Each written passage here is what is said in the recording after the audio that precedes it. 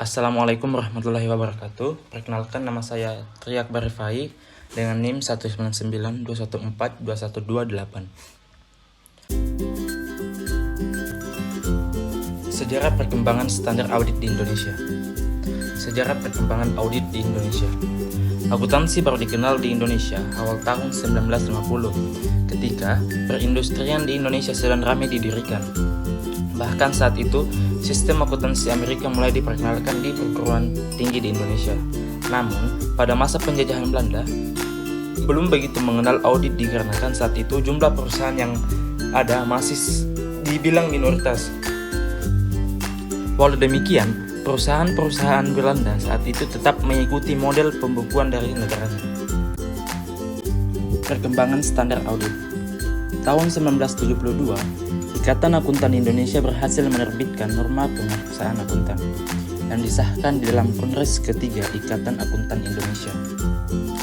Pada tanggal 19 April 1986, norma pemeriksaan akuntan yang telah diteliti dan disempurnakan oleh tim pengesahan serta disahkan oleh pengurus pusat Ikatan Akuntan Indonesia sebagai norma pemeriksaan yang berlaku efektif selambat-lambatnya untuk penugasan pemeriksaan atas laporan keuangan yang diterima setelah tanggal 31 Desember 1986. Tahun 1992, Ikatan Akuntan Indonesia menerbitkan norma pemeriksaan akuntan, edisi revisi yang memasukkan suplemen nomor 1 sampai dengan nomor 12 dan diinterpretasi nomor 1 sampai dengan nomor 2. Indonesia merubah nama Komite Norma Pemeriksaan Akuntan menjadi Dewan Standar Profesional Akuntan Publik.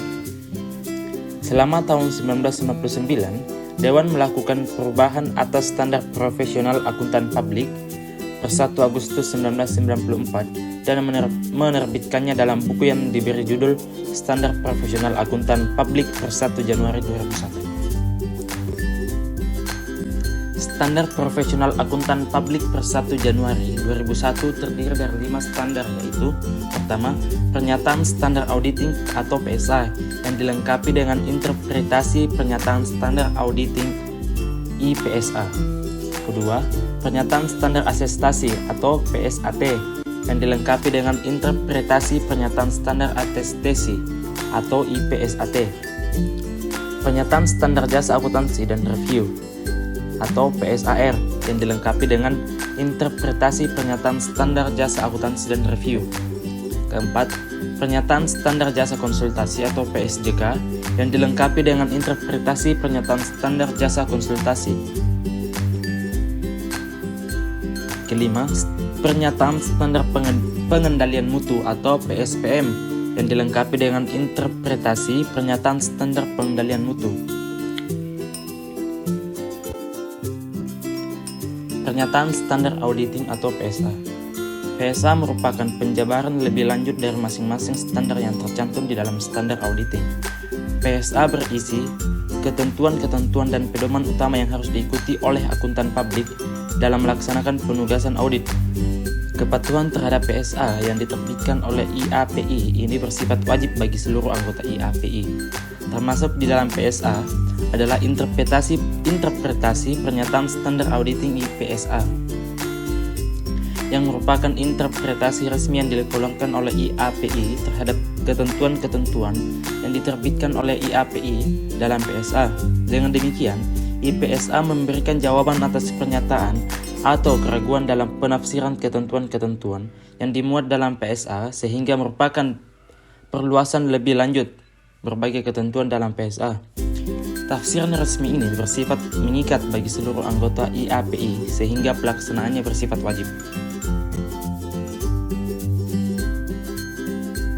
Standar umum, keahlian dan pelatihan teknis yang memadai. Audit harus dilaksanakan oleh seorang atau lebih yang memiliki keahlian dan pelatihan teknis yang cukup sebagai auditor.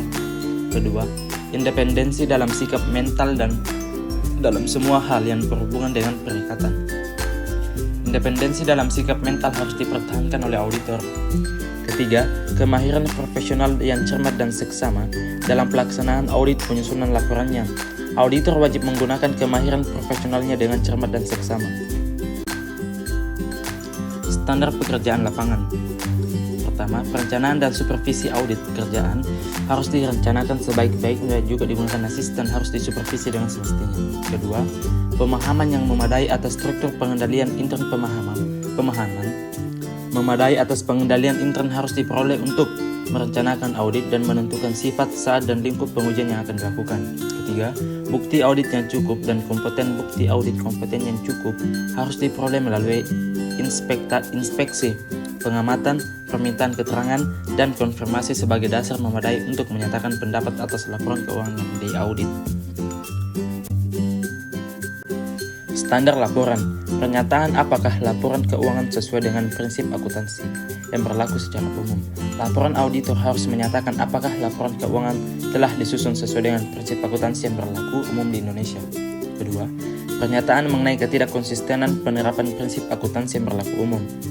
Laporan auditor harus menunjukkan atau menyatakan jika ada ketidakkonsistenan penerapan prinsip akuntansi dalam penyusunan laporan keuangan periode berjalan dibandingkan dengan penerapan prinsip akuntansi tersebut dalam periode sebelumnya.